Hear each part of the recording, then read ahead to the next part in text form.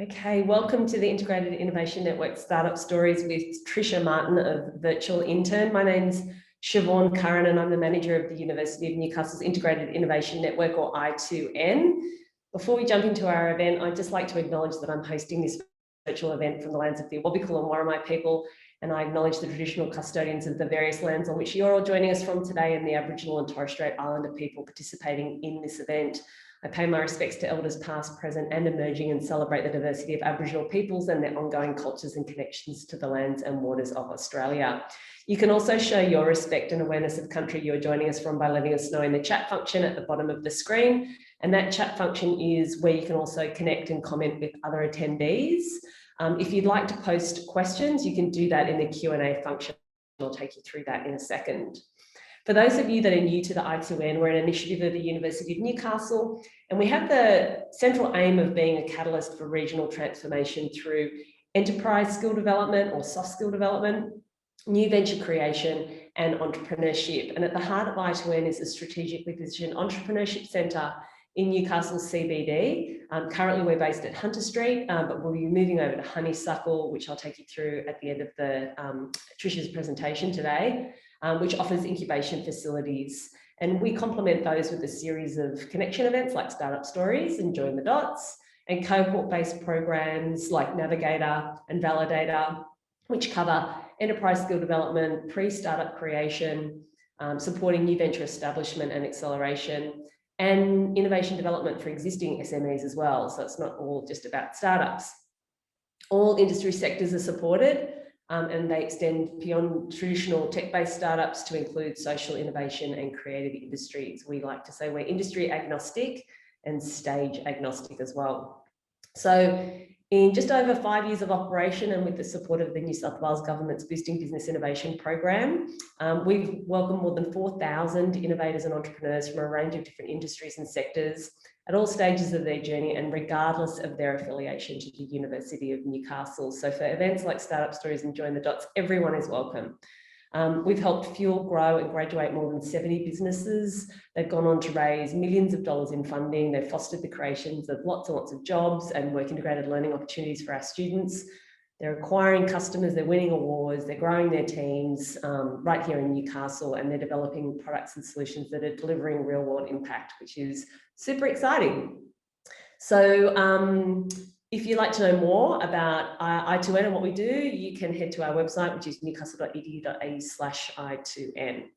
So a little outline on the format of today's event. We've taken a number of questions from attendees at registration. So we'll be leading with those after Tricia provides a brief background on her startup journey. And then we'll open it up to any questions that have been asked via the Zoom Q&A function, which is at the bottom of your screen.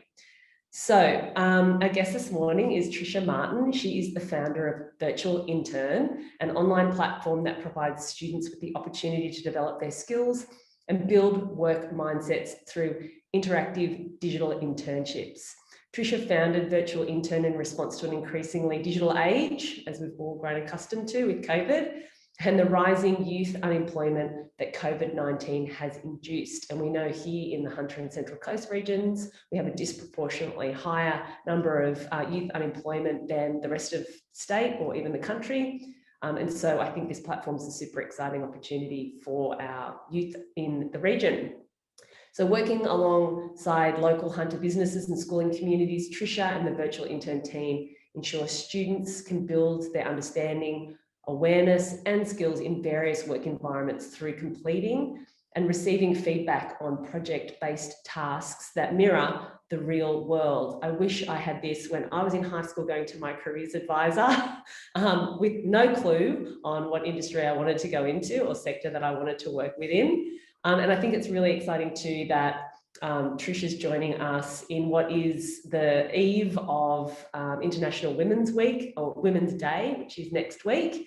We're always excited to be able to spotlight, highlight and celebrate the female founders in our region. So Tricia also works with the community impact team at Ernst & Young and is a 2020 Technology IAward finalist and Foundation of Young Australians Social Pioneer. So we're really honoured to have you here today. Welcome, Tricia, and thank you for taking the time to join us at Startup Stories this morning. I'll hand it over to you. Thank you so much for that intro. I almost want to make it into a podcast so I can listen to it to pump me up each morning. It's fantastic to be chatting about, first of all, Virtual Intern, and also the story that, and I guess the journey that got us to this stage. And it is a very early stage of our journey, but it is a stage nonetheless, which is really great. So a bit of background about me. I, straight out of university, I got a job in a sector that you read about in BuzzFeed articles and blog posts about future careers that haven't been invented yet, or careers that you haven't heard of. So my first job out of university was in behaviour change and behaviour change design and management. And my job was going into schools around Victoria and the ACT, New South Wales, going to classrooms every day and facilitating programs to build the capability of students in terms of life skills, so finance and career readiness. And when I reflect on the idea of Virtual Intern, I think there had to be a catalyst moment that shifted from me just thinking of the idea and getting fueled up of the need to create change, and then actually translating that into action.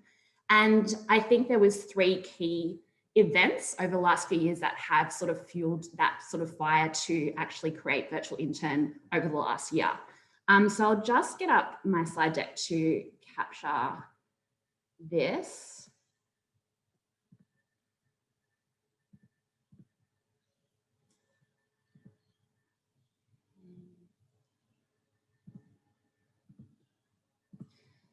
So the first touch point that created the idea of the need to reset work experience for young people came in the form of a statistic that I read in a report one morning.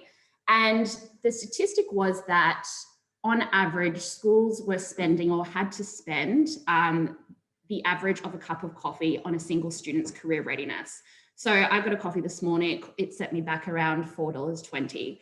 And when I saw that stat, I really was taken aback, and I was like, how can this be the only amount that was dedicated to preparing young people for their futures? Career is a really important part of not only becoming an adult, but also financial security and job security in the future. So I had 2 options. I was like, I'm pretty much a coffee addict. I could, translate my amount that I'm spending on coffee to a student's career readiness. And then I thought, no, I love coffee too much. I'm going to find a more effective way to do that. I need to start finding solutions and asking the right questions. So that first stat sort of triggered that idea of like something needs to change in this space. The second experience that I had was in my first job working with students. Over 2.5 years, I worked with around 35,000 students.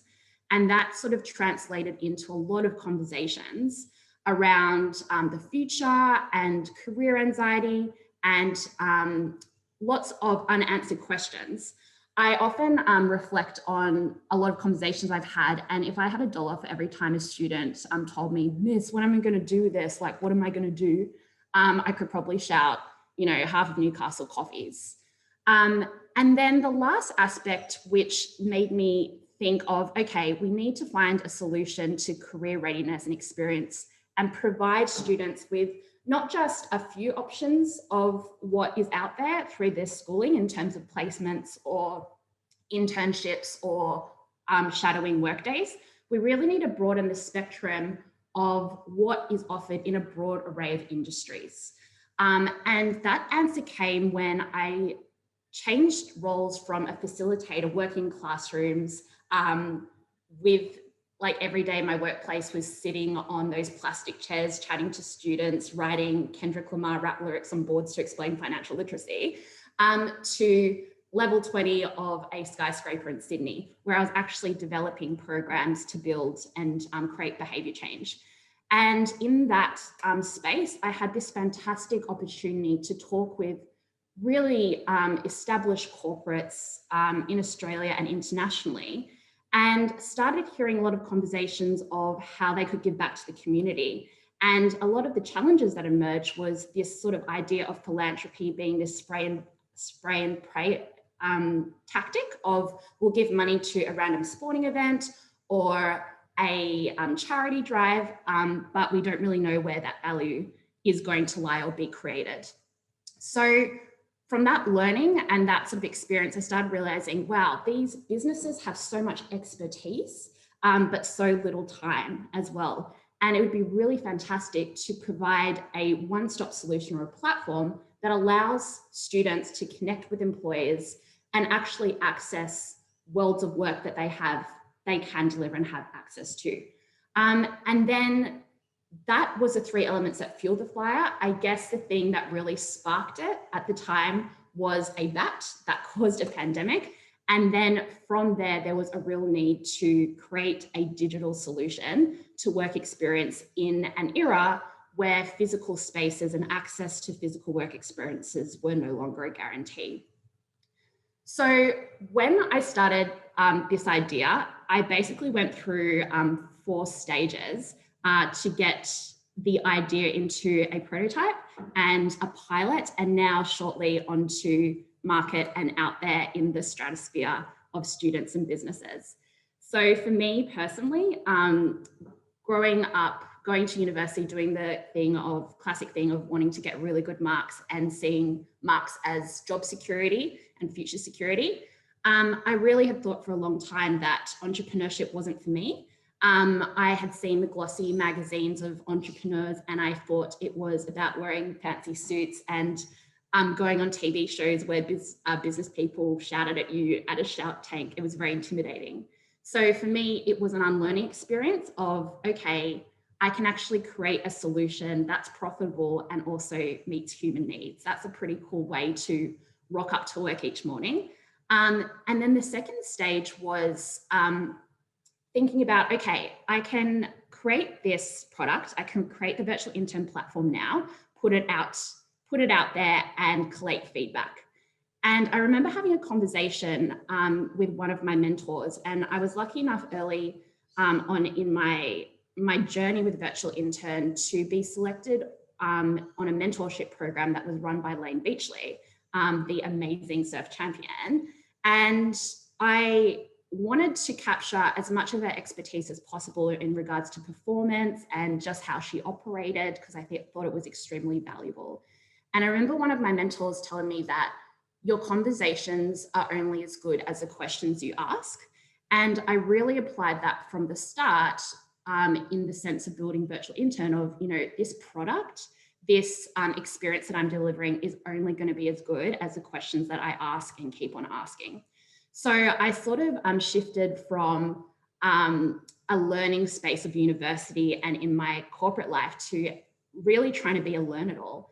And really trying to talk to as many people, particularly in the Hunter, around what are the needs, what are your experiences, what are your lived experiences, what are your pain points, what are your challenges, how do you foresee this becoming, how do you foresee this as a solution or as a problem? And from there, 3 Ds emerged from conversations that I had with students and teachers, and that was the first was disconnection. Obviously in a pandemic and even the fact that we're in a regional area, students are a lot of the time disconnected from employment opportunities, purposely from their location or even their access to networks that are beyond their family. From a business sense, a lot of businesses in Newcastle are extremely time poor. They have everyday running of businesses to take care of, and it's really difficult to onboard a high school student especially and find space and time and tasks for them to do in a week-long placement or a work experience. The second D was disengagement. So for a lot of students, it was that classic experience of not being able to join the dots, although they're experiencing amazing projects and learnings within their schools. There was that missing link of, well, how does that apply to the real world or tasks that I'm going to do in the real world? And the final D was doing what's done before. And this was probably the most concerning one, because when we think about job security, we know that networking is an extremely valuable resource and an extremely important form of capital to navigate the job market. And for a lot of students, their networks, when you're 15 and 16, only extend to your immediate family members or family friends. So you're really limited in the optics of what's actually out there. If I'm interested in horses and my family has been in agriculture for years and years and years, it's very likely that I'm not going to see the merits of agriculture in different industries like marketing, advertising, industries beyond science. So from there, it was, now that we've got all the conversations and we're sort of asking better questions rather than questions that have been asked before, it was establishing connections with business and people that were meaningful. And when I say meaningful, I think as a young person in a startup phase, you feel like you're having endless coffee conversations at a certain point. And I really had to shift my thinking from, okay, conversations to conversations with purpose. So I started this pro mentality, which was every conversation I had was thinking about the possibility of the conversation, the result, and the outcome of the conversation.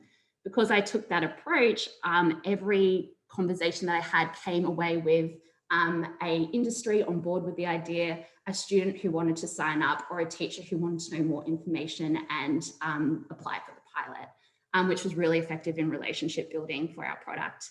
And then the final aspect, which really helped everything come together, was that from the outset, I acknowledged that if we build a tech product is not there to replace human interaction. It's not there to replace physical interaction or experience at all. It's there to solve human problems. It's there to connect humans, and it's there to serve human needs.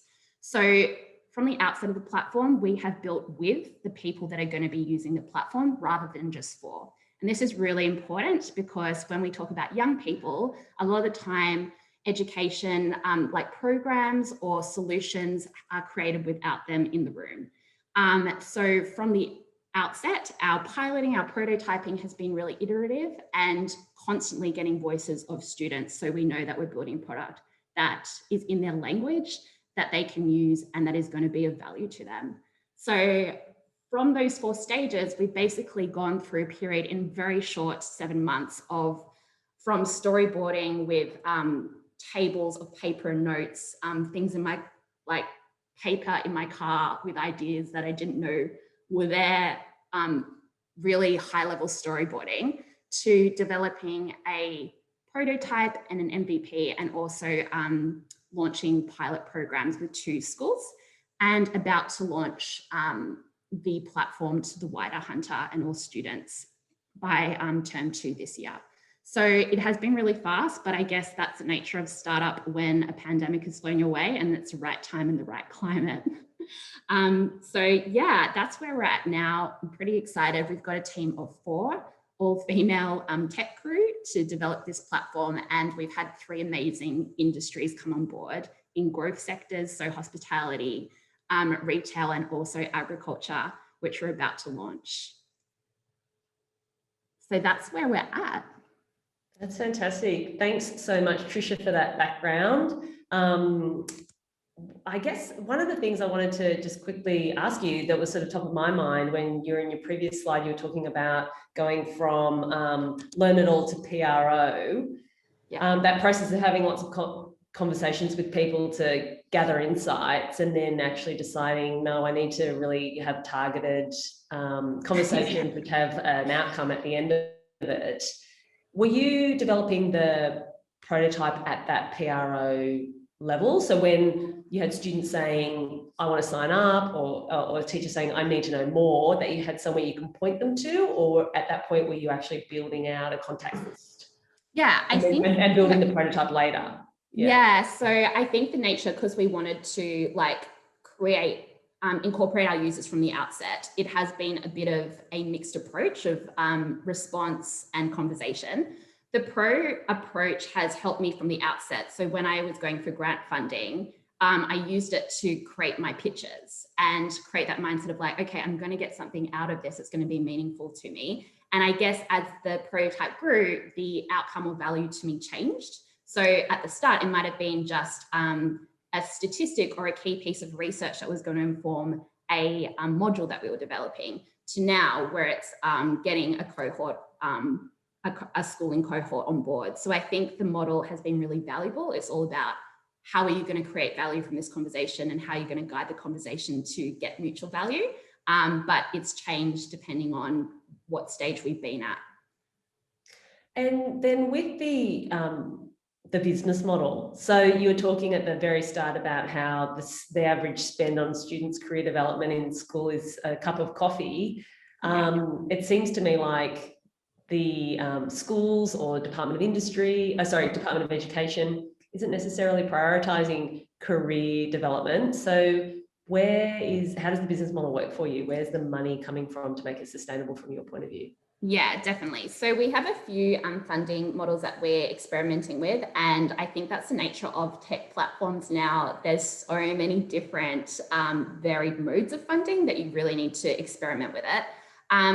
So from a school side, there's a lot of factors that go into funding like career readiness programs, and a lot of it could be that there is funding, but there's not enough time, or it might be there's not enough funding, but there's heaps of time.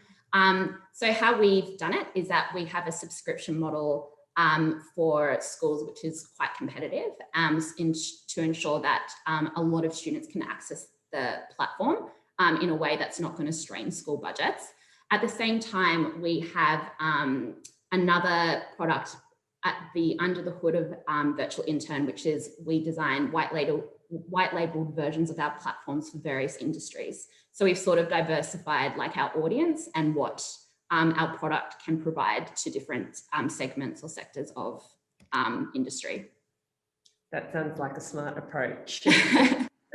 Okay, so I'm going to lead in now with some questions we've got from people who registered. So Rahul Batara, who's a student at the University of Newcastle, is asking, can you share your learnings from your failures or mistakes so far? There's like an endless list. I feel like I'm adding to it every single time. I think I have always, up until this point, played by the rules. I was one of those students that would get really stressed out if I did something wrong. So for me, risk-taking has been, and the idea of failure has been really, really scary. And from the outset, I've had to really reframe my relationship with risk, because what I was finding when I first started, and you have all these ideas, particularly at a startup level, you wake up at random times of the night, or you're scribbling things down. Your mind is constantly in overdrive.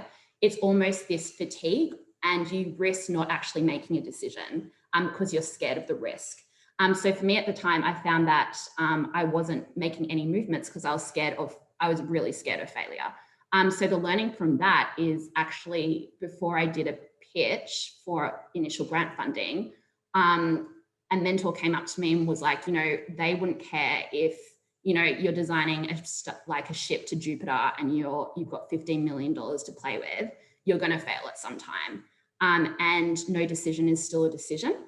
So from the outset, I guess it's almost, for me, every question that I ask myself is, okay, the risk here is that I don't make a decision and I don't do anything. What's the risk for that? And what's the risk if I make a decision? And every single time so far, the risk of not making a decision is greater than making a decision. So I think it's almost just starting is a key learning. Another aspect is, like I mentioned before, it's really about listening and conversations, and your conversations and your product are only going to be as good as the questions that you ask. And that can be informed by your experience, or just creating a space and inviting people to give their 2 cents worth, but it is just so valuable to start from conversations.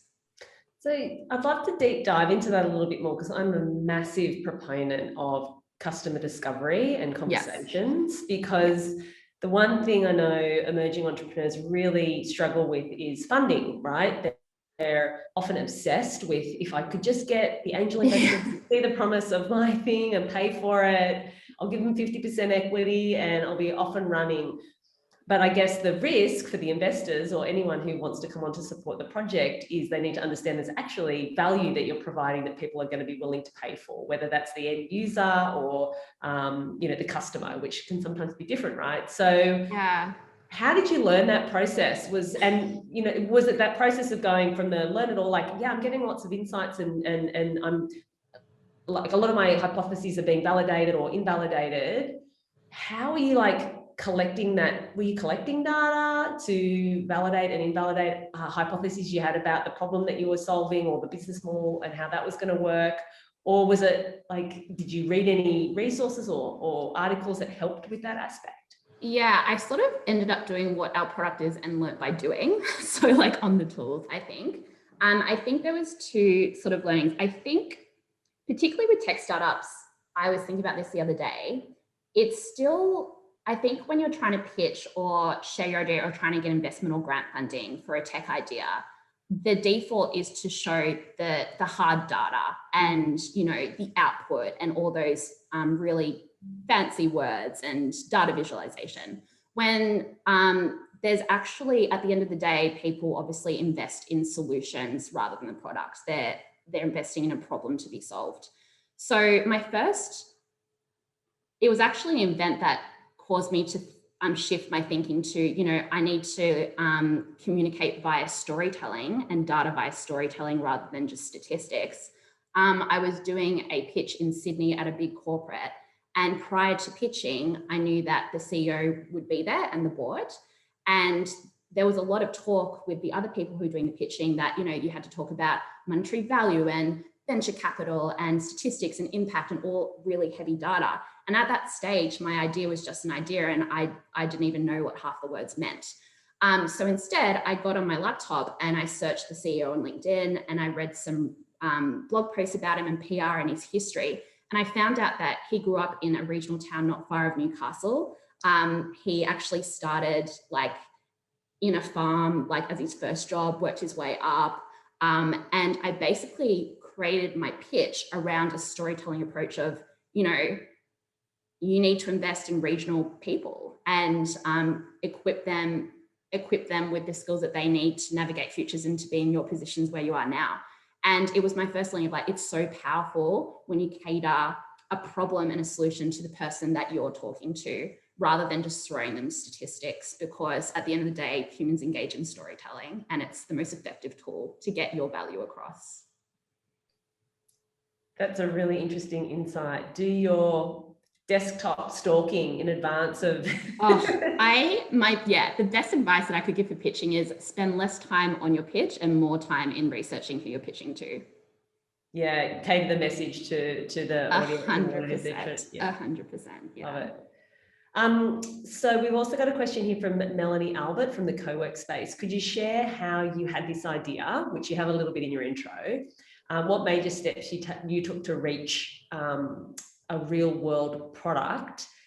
And more importantly, does it currently look like what you originally expected?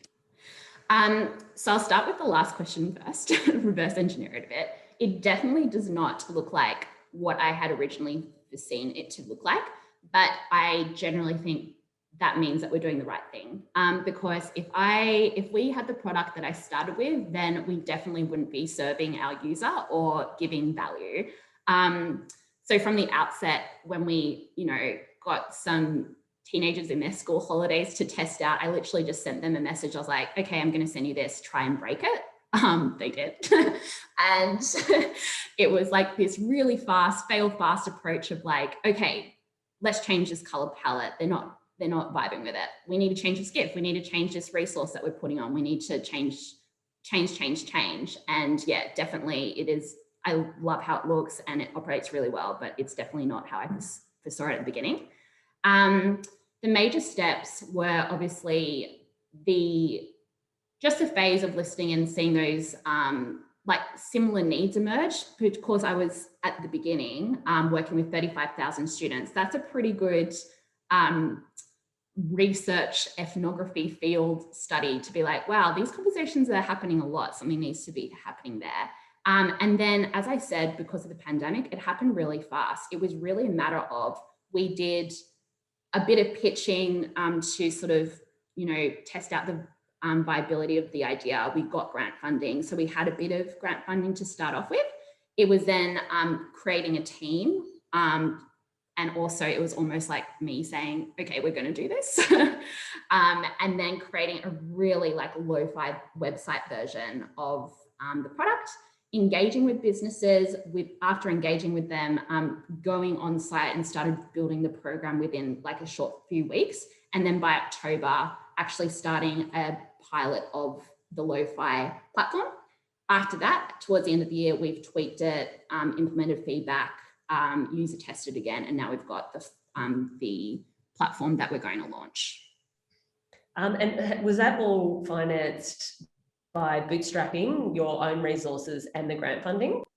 Yeah, I think it was probably like 90% grant funding and 10%, yeah, the bootstrapping. But we've got, like, as I said, with our revenue model, we're also doing other design work and content development for other sectors that were not to do with high school students. So you touched earlier on the importance of networking, and Malay Dandahalaya, sorry if I've pronounced that incorrectly, who is a student at the University of Newcastle. They're asking, how important has networking been in the development of your idea and startup? Networking is the key ingredient, I think. But I have this really love-hate relationship with networking. I think my first introduction to it was a traditional like breakfast networking event where you have the name tags and everyone gives you like cards and you put it in a vase and you win something. And I felt like it was really inauthentic and it was really intimidating because I felt like I was selling. So I've really shifted the idea, and this might sound a bit cliche, but the whole idea of networking to like conversations and relationship building, and really coming from it of like, first of all, what do you need? And then it's really interesting, of course, when you start listening, you start hearing needs that you can address and then you can respond to. So I think networking is really important, but it needs to be done in a variety of environments and really face-to-face. I think particularly with our generation, it's really easy to send an email and spend 2 hours on a subject heading that is going to be clickable and openable. But I think it's way more effective when you're sitting face-to-face with someone and they can see what you're pitching and what your ideas are. I think we can't underestimate human connection when it comes to networking. So I'm curious then, how did you do that with COVID and all of the restrictions that were taking place last year? Yeah, so I mean, prior to the pandemic, everything was face-to-face. And those were the networking sort of scenarios that have been most important to start off with, to like launch a product and refine it. The networking last year was very much around school relationships and getting business on board. So I think it's almost like providing, like obviously you're going to have to send emails and things are going to have to be on Zoom. But I think the power of technology is that it sort of provides a medium. Medium is a message in the way. So it provides a medium for you to keep on doing what you would do normally in a face-to-face interaction. So I think with networking in a really specific, tangible sense, it was after having a face-to-face meeting with a potential business, it was following up by email straight after being like, hey, thanks, this is what I heard. This is what I'm hearing. Is that right? Would love to talk to you. And providing that, the conversation and relationships that you would do normally via a digital medium. So a quick follow-on to that one then is we've got someone asking what's PRO approach stand for? What's the PRO? Yeah, so the PRO approach stands for possibility, result, outcome. So before you approach any conversation or any interaction, you can write it down or put it in your head. It's just a really good scaffolding of how to structure a conversation. So if I was going into like a pitch, for example, the possibility is that when I'm entering the pitch, I'm feeling really confident, I'm feeling quite calm, and I feel like my tone of voice is really natural and not high-pitched or I've got heavy breathing. The result is thinking about, okay, so as a result of me doing this action, what's going to happen immediately? And if I was going to pitch, the result is that my audience is really engaged. I'm creating buy-in, I'm creating that relationship, I'm moving around the room. And the outcome is, okay, what's the tangible thing, the value that's going to come out? Obviously, in a pitch situation, it's not only am I going to secure the grant funding, I'm going to have 3 conversations created from this that is going to turn into potential clients. And just creating that scaffolding, it's really good for networking because it gives you a tangible way to guide a conversation rather than walking away from the networking interaction with a bill for like 4 coffees and then nothing. Yeah, it's just a really good structure. I hope PRO is in the virtual intern platform, because it sounds like it's a life skill that you need to learn early on, not just in pitching. I mean, every time my kids come to me to ask for something, right, they're essentially pitching to me. And so Yes. they need to have PRO in mind. Yeah, it's great for chore negotiation, I hear. So Yes. really effective. Yeah. I've got another question here from, okay, we've got another question here online, just quickly from Ian at Youth Express. What does it look like for the student when they participate in Virtual Intern? As like the user journey, so as a, yeah, great. So how that works is the student has a unique login or sign in, and so their own version of the platform in a way. And when they log in, we have a number of work experiences that they can pick from. So for example, if a student picked our future retail experience, which was developed with Lone Clothing Co., which is a local surf brand that was developed by a young 23-year-old from Newcastle, which was pretty amazing. They enter the experience and they have a high-level intro to that industry. So what's really important when you talk to students about career readiness, traditional versions do this almost chalk and talk approach, whereas where it's sort of framed in a way of, this is really important because you need to secure your future, you need job security, you need to have experience before you get into the world of work. We really prioritize translating careers and career options into a language that is going to spark a why in students of like, why should I buy in? And in the form of retail's a passport job. It can create travel, it can create opportunities for entrepreneurship and also intrapreneurship. It creates stability, it creates the opportunity to travel around Australia and almost job hop in retail. So that first intro to the experience, which is audiovisual, is like what's in it for them.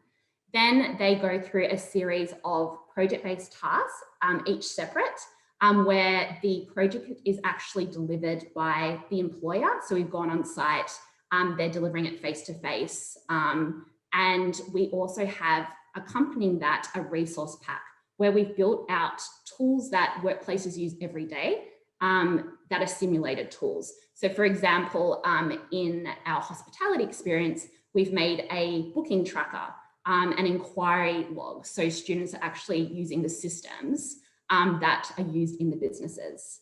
So the other aspect of the work experience is that each of the projects represent a diverse array of what's offered in the industry. We're not just doing projects on customer service.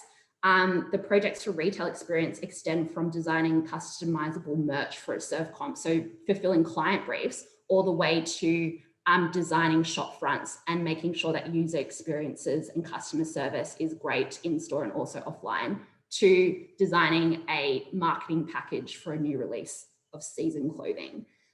So students go through each of those projects, they submit their projects, they gain feedback from industry, and at the end of that process, they get certificate of completion. And I think the most important thing is that it opens the avenue for networking for them. We're almost providing that open door and riding up with them in the elevator and saying, you know, we're providing this open door for you. You can now step through, you've got that contact.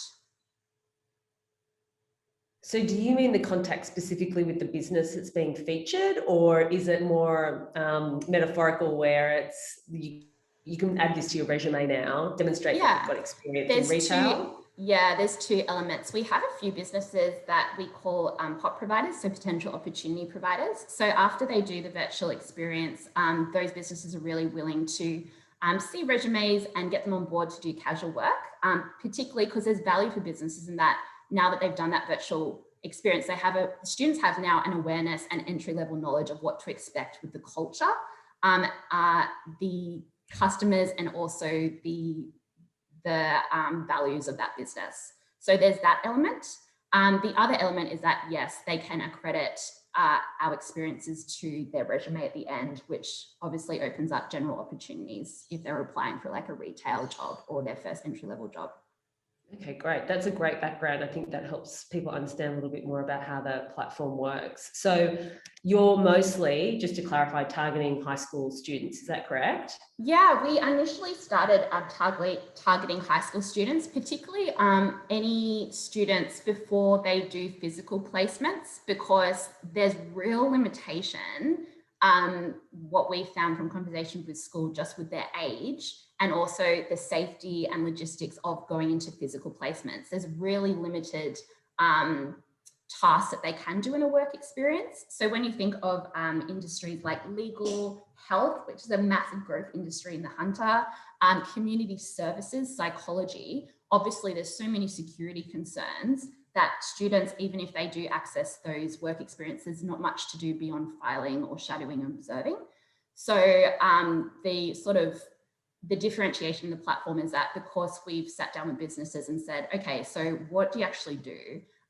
What do your employees do on an everyday basis? We've translated that, replicated it, simulated it, so it feels authentic for students in a way that they couldn't access if it was like a physical experience. I think I just can see the value so much in that for those students that live outside metro locations as well, to be able to access some of those industries that, you know, don't necessarily exist beyond, you know, a high street sort of shop front or. Yes. And also I found that it's in reverse. I was chatting to a parent and their kid last week, and the student was really interested in science as a subject. And obviously one of our experiences is agriculture, but we know, and we can see, like there was a report on ABC last week, there's massive issues in getting the next generation into agriculture roles. And a part of that, like, which is very common, is the lack of awareness of like, okay, well, I don't want to be a farmer. When you look at the optics of what agriculture can offer, it's so creative, it's so STEM focused, there's so many aspects to it. So my conversation was like, well, you're into science. Have you ever thought about designing technology to create sustainable farms? Have you ever thought about using tech to create tourism experiences for farm stays in Australia? So in that way, it can also operate in reverse of like giving city students the optics of what's actually out there for them beyond city areas or metropolitan areas. That's a really great perspective and insight. I love that. We've got another question here from, let me just see, yes, from Glenn Downey, who's one of our mentors in Venture Mentor Service. How are the organisations who've adopted the platform, particularly those from Hunter, articulated the value that they've obtained from the students that have participated in the programs? And does this suggest a viable, sustainable model for Virtual Intern? Yeah, so that's an awesome question. I have two thoughts about this. We're in pilot stage, so obviously we've captured like the value of the businesses in this stage. From an employee standpoint, we know that a constant internal challenge for employers is to retain and identify talent, and ensuring that the employees coming into the industries have a real appetite for the industry, rather than choosing it as a default option. And we know just from what's happening globally is that massive corporates are investing in their employment and recruitment processes at a younger age. They're going into schools and high schools and doing hackathons and one-off programs to build appetite with their industries and also start securing long-term pipelines. So for us, particularly in growth sectors that aren't particularly engaging the next generation, so for example, our agriculture experience, for that business that we've worked with, it's been really valuable to them to first of all showcase what's on offer. So actually almost spotlighting, look, this is what agriculture actually is, in a way that they couldn't have access to traditionally, because schools are very hard to access and to communicate. The second aspect is that it allows them to start identifying, although we don't have formalized employment contracts between, you know, students because of age and legalities, it allows them to identify interest and also start at least securing a pipeline for students when earlier rather than later. And that might look like casual work to start off with. It might translate into physical placements for their vet subjects in high school, and it might look like full-time employment straight out of school. The other aspect when we talk about value to business is that what I learned from previous roles, particularly in the corporate space and corporate social responsibility, that is a space that is gaining massive traction, obviously with big corporates, but there's so much potential for small to medium enterprises to tap into corporate social responsibility and shift from that sort of spray and pray approach of I'll fund a sports game, which is still really meaningful, to I'm going to give a really scalable value that is not just for 5 students, but 2,000 students across the Hunter by providing my expertise and at the same time getting value because I'm giving entry-level knowledge of what I want in employees in the future. Yeah, that sounds like a really great win-win. I actually hadn't really considered that from a sort of CSR, corporate social responsibility perspective, and what that can do from a brand awareness and brand trust. Definitely. There's brand trust, and there's also, starting that recruitment process strategically and early. Yeah, I mean, we host a couple of hackathons already and really use it. Our corporate sponsors come on board because they see it as a great opportunity to just, if a student's going to put their hand up to spend a Saturday, all day, Friday night and Saturday hacking, they're already showing some sort of, skills that you want within your company. They've got initiative and drive. Exactly. And then they can actually see the tech skills that they're employing as part of the hackathon and be able to pitch and communicate that at the end. That's a huge value add to the corporates that are looking to recruit these types of young guns into their business. Yeah, so, and like any students listening. Yeah, no, definitely. And I think, like I was talking to Richard before about the hackathon, it's just like what's so great about it is that from an industry perspective or a business perspective, you're speaking the language, you're connecting to your future workforce, but you're also getting a future workforce that wants to be there and has the skills that you're looking for. Yeah, there's nothing better than getting students in who have done their bit of background research and they come in a little bit informed. And awareness, yes. Yeah. I think awareness is a massive thing. Yeah. That's underrated. Yeah. We've got a question here from Lockie Gray from Yarno. He's asked you, what surprised you most in your startup journey? I think, so the first one I touched on before, it's like particularly with a tech startup, we know from studies and research that particularly for women, they choose to identify or not identify with STEM and tech at a very early age, like primary school, that early. And for me, that was probably my story. I was really interested in Englishes and humanities and social aspects, and I did anthropology at uni. Still didn't know what I did for 3 years, but I just didn't see myself as someone who would use tech, let alone build it and create it and design it. So for me, it's been really refreshing to see the humanness of technology and technology startups, rather than what I expected to be, which was, business suits, sterilized rooms just with computer labs, or a dark room with just coding, which has been really refreshing. The other aspect is that when I went into a startup, I had a lot of advice that, you're doing lots of things at once, but it's honestly like every single day is so diverse. Like even this morning before this talk, I was searching local diseases of cattle and cattle health prevention for one of our modules, like trying to become an expert in that for one of our businesses.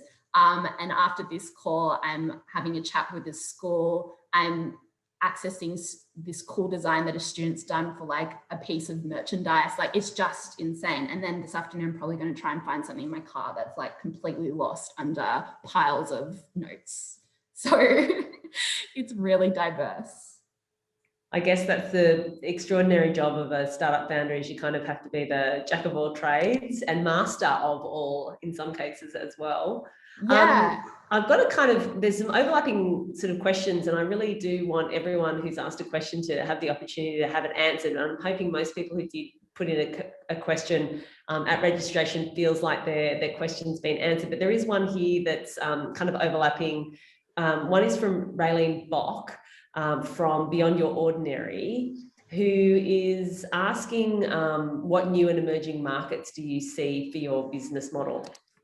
Yeah, so we were very lucky in that the emerging markets approached us when we were starting out this platform. So while we have obviously, we initially designed this for high school students, the markets that we are currently engaged with and are very different to what we foresaw was, for example, the New South Wales agriculture sector. So where this platform is has real potential to transition the next generation of students to farm roles and also fruit picking, basically filling in problems that have emerged from a pandemic and skill shortages and also employment shortages.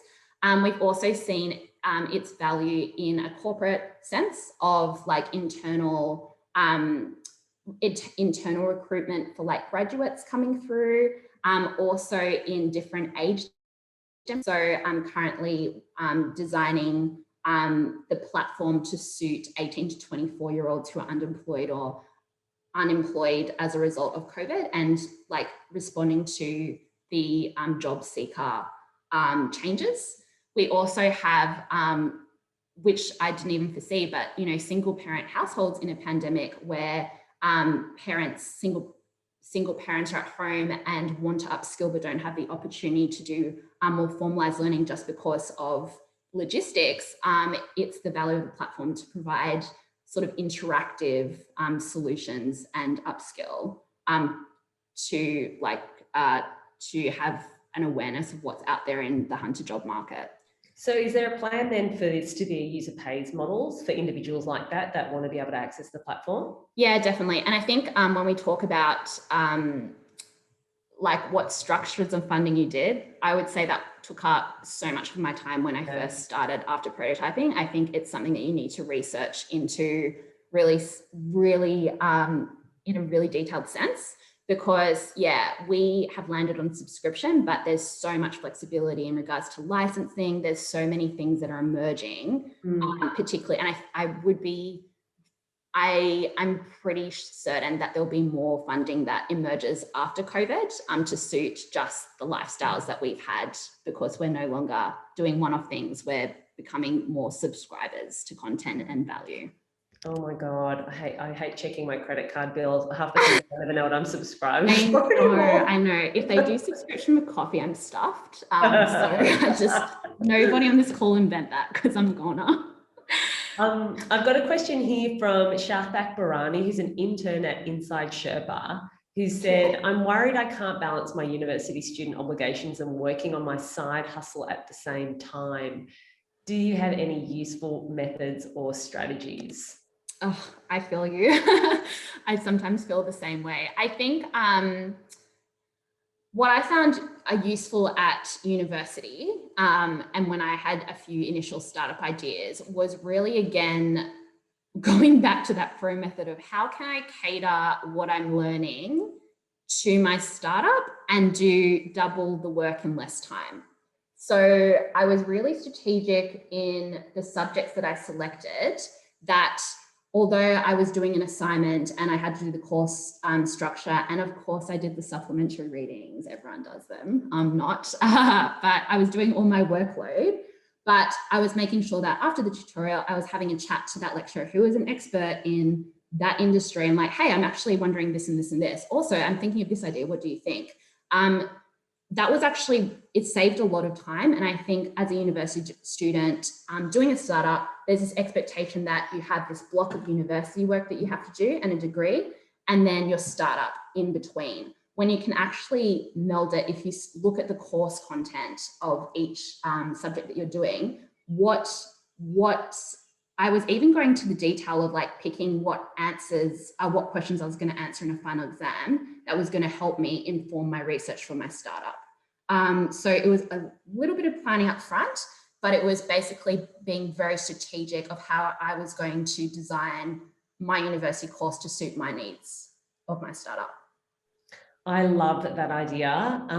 And I maybe even referencing what you mentioned earlier about networking is if you can kind of think about the lecture as the formal presentation that happens maybe at an event where you're going to get some information from somebody, but really the real magic happens after the event when everyone's having cheese crackers and a glass of wine, and the conversations are happening on the side, which is really where you're getting your intel and making the connections, right? Yes. So the same thing can be said of a lecture, and then the subsequent. Well, yeah, and as a lecturer, it's almost this double bonus in that if you go up to your lecturer at the end of a lecture and ask them questions, it's not only are they like, wow, this person actually listened, it's also establishing that relationship. So in terms of marks and like just, you know, general engagement, it's like, oh, I know this person. They have chatted to me. They're interested in the subject. And it's amazing what opportunities, like a conversation that I had with one of my lecturers turned into a speaking gig at a conference at Monash Uni around, it was around processual goal setting.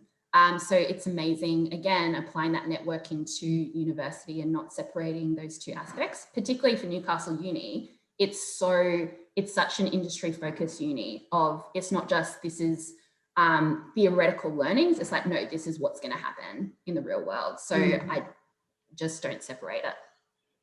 I reckon that's a really great tip to end on today. Double duty, all your interactions. Yes, 100%. Save time. Thank you so much, Tricia, for your time. I know you're really early stage. It sounds to me like you've got some really great foundations for what's going to be a fantastic opportunity for our young people. I'm super excited that you're in the Hunter doing this with Hunter businesses and Hunter students. It's really exciting. We can't wait to see how you progress over the coming months and years. So thank you so much for your time today. I'm just going to quickly share a little bit about what's coming up for us here at the I2N.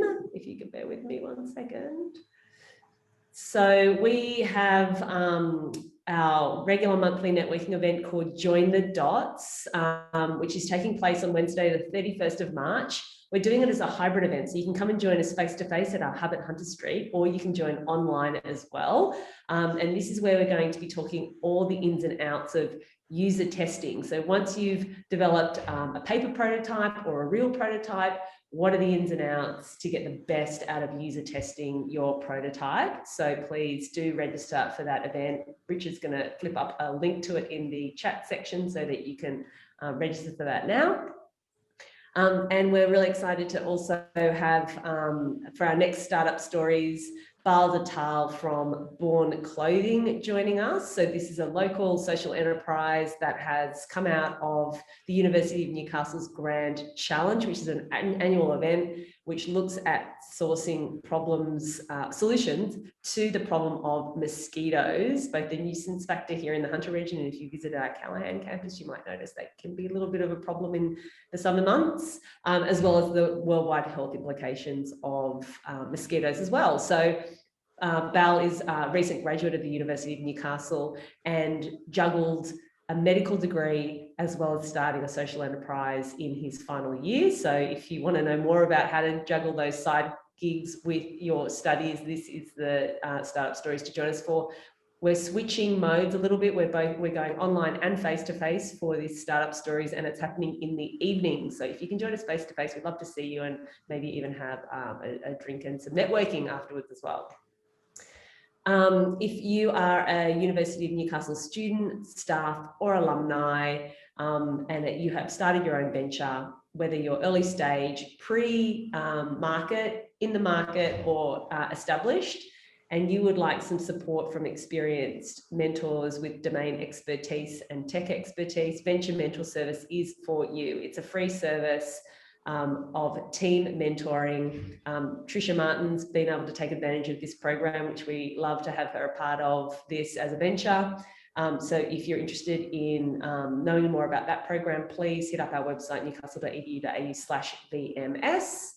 And we're really excited to be able to let you know a little bit more about our hub at Honeysuckle, which is scheduled to open in a few months' time.